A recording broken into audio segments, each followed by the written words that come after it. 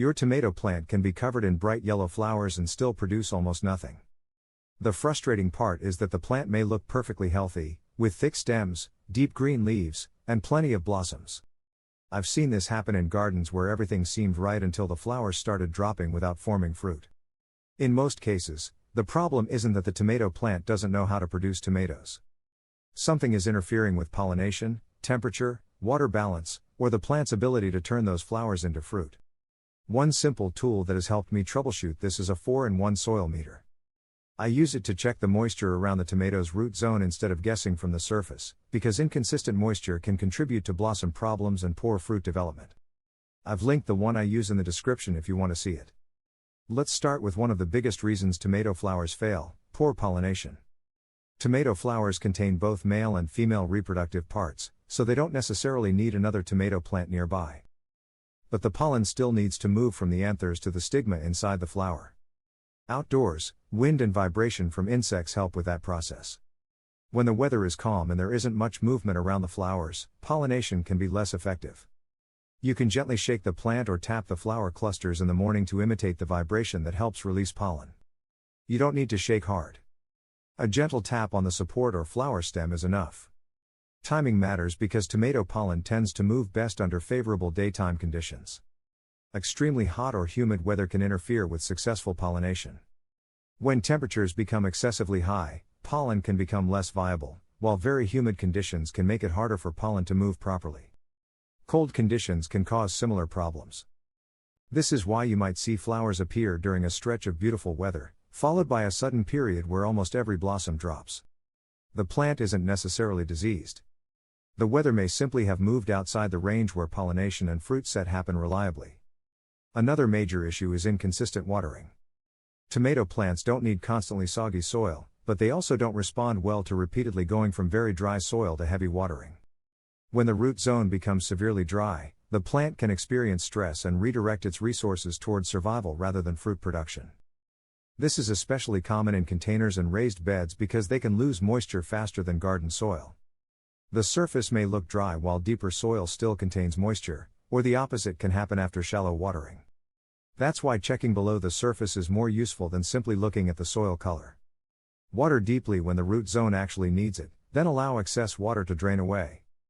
The goal is relatively consistent moisture, not constant saturation. Good drainage is essential because tomato roots need oxygen as well as water. Too much nitrogen can create another problem. If you've been feeding your tomatoes heavily with a high nitrogen fertilizer, you may end up with an impressive plant covered in leaves but disappointing fruit production. Nitrogen encourages leafy vegetative growth, while tomatoes also need adequate phosphorus, potassium, and other nutrients for flowering and fruit development.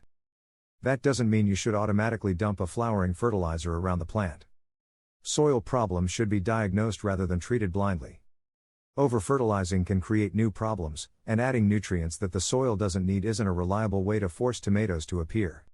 Sunlight is another factor gardeners sometimes underestimate. Tomatoes generally need plenty of direct sunlight to grow and produce well. A plant receiving insufficient light may still produce flowers, but its overall energy production can be limited.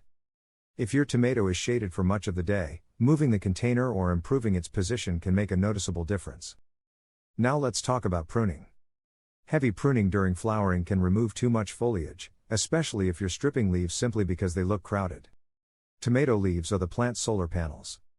They capture light and produce energy that supports growth and fruit development. Remove damaged or diseased foliage when necessary, but avoid turning a healthy plant into a bare stem. At around this stage, this is where I find the 4-in-1 soil meter particularly useful.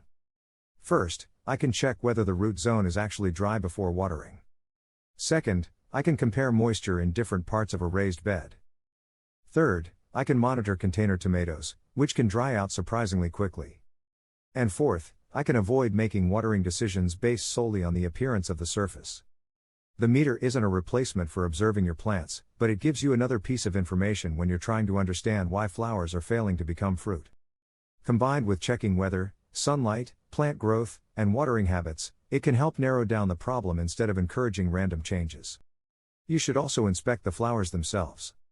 If blossoms are dropping while the plant otherwise looks healthy, think first about environmental stress and pollination. If leaves are distorted, discolored, spotted, or showing other unusual symptoms, you may be dealing with a pest, disease, or nutrient issue that requires a different approach. Once pollination improves and the plant has steady moisture, adequate sunlight, and balanced nutrition, you may start seeing tiny green tomatoes developing behind the flowers. That transition is the result you're looking for. Not every flower will become a tomato, and that's normal, but you should see successful fruit set increasing under favorable conditions. The biggest mistake is assuming that more fertilizer or more water will solve everything. Tomato production is a balance. The plant needs healthy roots, sufficient sunlight, suitable temperatures, successful pollination, consistent moisture, and appropriate nutrition. So if your tomato plants are flowering but refusing to give you tomatoes, don't pull them out and don't panic. Start by looking at the conditions surrounding those flowers. Check your soil moisture, pay attention to temperature, encourage gentle pollination, provide adequate sunlight, and avoid excessive nitrogen or aggressive pruning. The 4-in-1 soil meter I mentioned is linked in the description if you'd like an easier way to monitor what's happening around the roots. Give your plants a little time after correcting the underlying problem, because fruit production doesn't happen instantly.